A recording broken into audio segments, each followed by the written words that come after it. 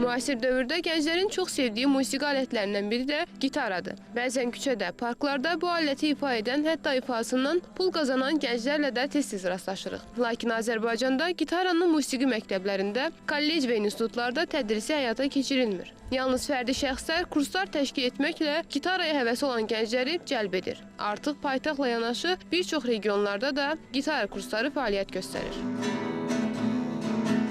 Gitaraya həvəsim var idi, gitaram da var idi, amma kurs yox idi Xaçmazda. Kurs açıldı, 3 aydır məşğulam. Əsasən Əhməd Mustafayev mahnılarını xoşlayıram. Belə milli mahnıları da öyrənirəm. Mən bu gitaraya 3 aydır gəlirəm. Anam, atam birləşib məcbur bu gitaranı alıblar. Sarı gələndə kimi mahnıları ifa edirəm. Hər cür mahnı xoşlayıram.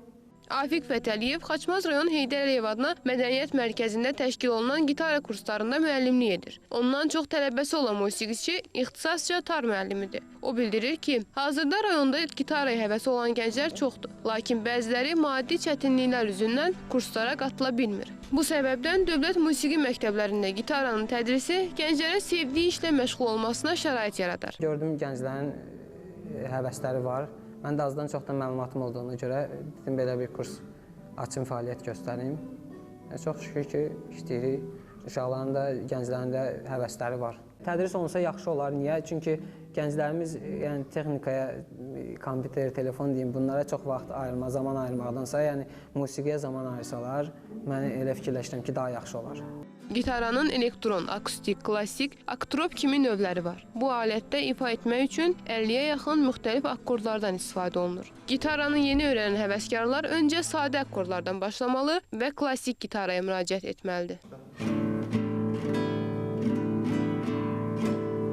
Mənim gitaraya böyük həvəsim olsa da ifa etməyi bacarmıram. Lakin həvəsi olan hər kəs maksimum 2 ay ərzində istənilən mahnını gitarada ifa edə bilər.